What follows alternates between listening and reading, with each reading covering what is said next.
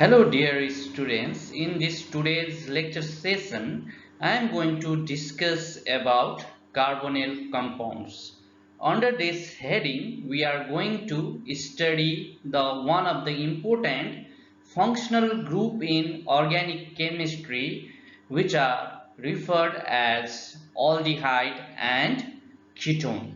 So basically aldehyde and ketone gives characteristic reaction of the carbonyl compounds. In organic chemistry, we refer C double bond O group as a carbonyl group. So C double bond O groups, they are present in variety of organic compound.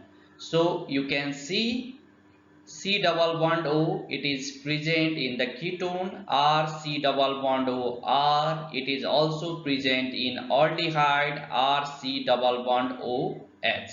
Beside the carbonyl compounds, the carbonyl group C double bond O are present in other functional group like ester, R C double bond O OR, carboxylic acid, R C double bond O OH, acid halide RC double bond OX.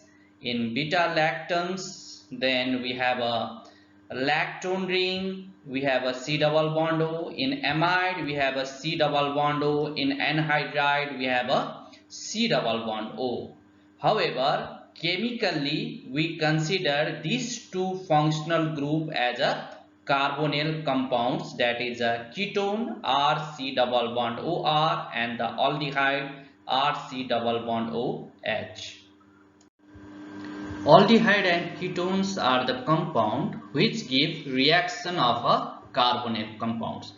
The basic reason behind the different reaction of the carbonyl compound is due to the double bond between carbon and oxygen. So whenever there is a double bond between carbon and oxygen, so this carbon is less electronegative than that of the oxygen. So this oxygen will pull the electrons from this carbon and there is a generation of dipole. So this carbon becomes delta plus and oxygen becomes delta minus. Due to this polarization of a carbon double bond oxygen, aldehyde and ketone gives different reactions. So characteristic reaction of carbonyl compounds, it includes nucleophilic addition reaction and condensation reaction of aldehyde and ketone, that is with or without alpha hydrogen, or there is a crossed condensation reactions. So aldehyde, we have a aldehyde, the general formula for carbonyl compound is R single bond C double bond O single bond R dash. When this R dash become H, then this functional group becomes aldehyde. C double bond O H. All those compounds you can see C double bond O H, C double bond O H, C double bond O H, C double bond O H. And the lowest unit aldehyde is a formaldehyde where both R group is H. HC double bond OH, that is a formaldehyde. We consider its IUPAC name as a methanol. When this R is a alkyl group like methyl group, this becomes a acetaldehyde CH3 double bond OH. When it is a double bonded compound like vinyl group, CH double bond CH2 is attached to C double bond OH, this becomes acrolein. When this C double bond OH is directly attached to aromatic ring, this compound becomes benzaldehyde. In case of ketone, where the formula is RC double bond O R dash for the carbonyl compound, when R and R dash both are alkyl, vinyl, allyl or aryl substitution, it gives rises to the ketone. So in ketone also, when these both R and R dash group are same, it is known as a symmetrical ketone, and when R and R dash are different, it is known as a unsymmetrical ketone. So here the example is acetone, the formula is CH3 C double bond O. CH3, both R and R dash group. In this R and R dash we have a 2 methyl substitution, both are same, so this is acetone is a symmetrical ketone. In case of butane 2-one, one R is a CH3 group and R dash is a ethyl group. Both are different. So butane 2-one is a unsymmetrical or asymmetrical ketone. So there is a unsaturated substituted ketone derivative. So but 3-2-one, this is a vinyl ketone derivatives. Likewise, we have a ketone derivative directly attached to the aromatic ring. This structure is known as the structure of acetophenone. Some naturally occurring compounds are also derivative of aldehyde and ketone. The best example is carbohydrate. So we have a glucose and we have a fructose. Glucose and fructose, they have the same molecular formula, C6H12O6, C6H12O6. But glucose is a polyhydroxy aldehyde. So it is a aldehyde group C double bond OH, and there are number of hydroxy groups. So glucose is a polyhydroxy aldehyde and fructose is a polyhydroxy ketone. You can see there C double bond O, there is a CH2OH group is attached and COH. So this is a ketonic group and there are number of hydroxyl group are present. So fructose is a polyhydroxy ketone. Now let us discuss about the structure of aldehyde and ketones. So the carbonyl compound C single bond R, C single bond R dash, single bond O, and this represent the double bond, that is a pi cloud. So this R and R dash, when this R dash is H, it is become aldehyde, and R equal to R dash equal to different substituted group, then it becomes a ketone. So structural features include, there is a pi cloud present, this is a C double bond O is present in aldehyde and ketone. There is a polarity of the chemical bond. Oxygen is more electronegative than carbon, so it will pulls electron from the carbon. So there is a polarization of a C double bond O. Beside that, when oxygen pull electron from this carbon, so this carbon becomes a partial positive charge.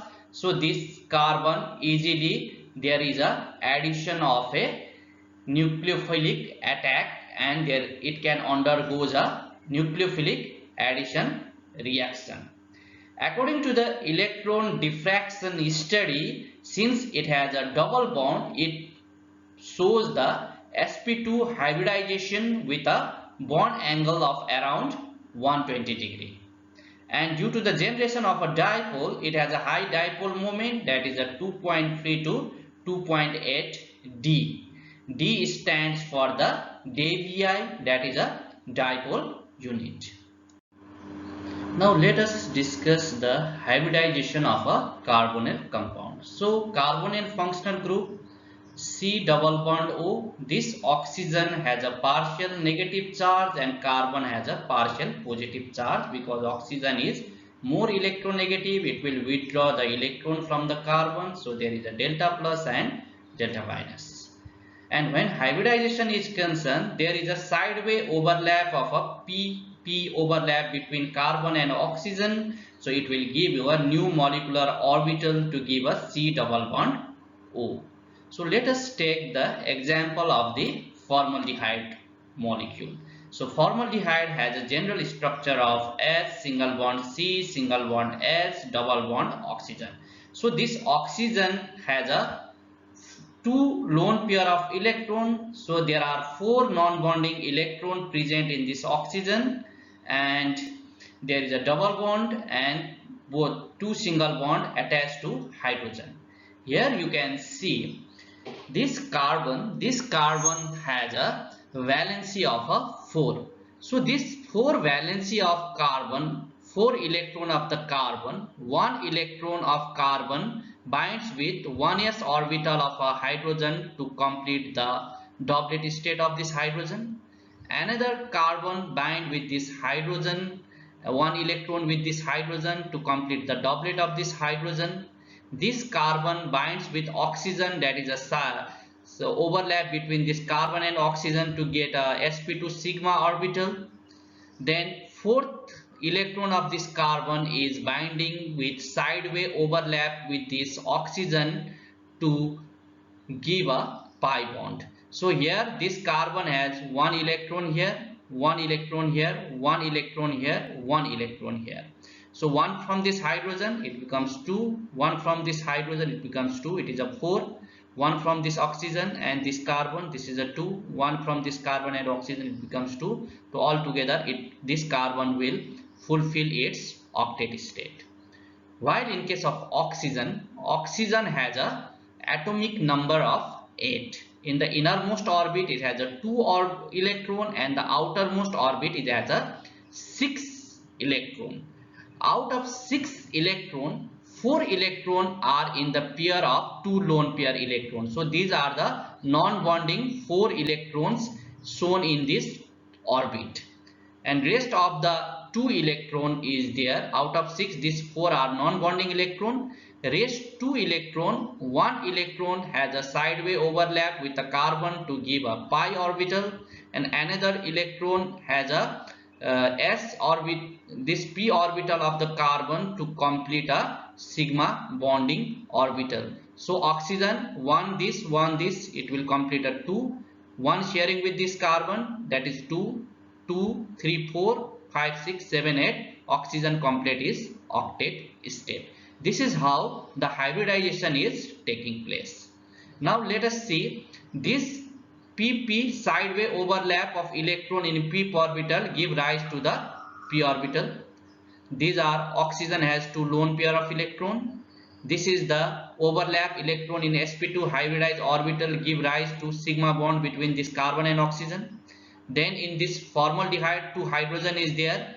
This hydrogen and hydrogen, there is a sigma bond between the 1s of each hydrogen. So this is how this structure of formaldehyde obeys the sp2 hybridized orbital.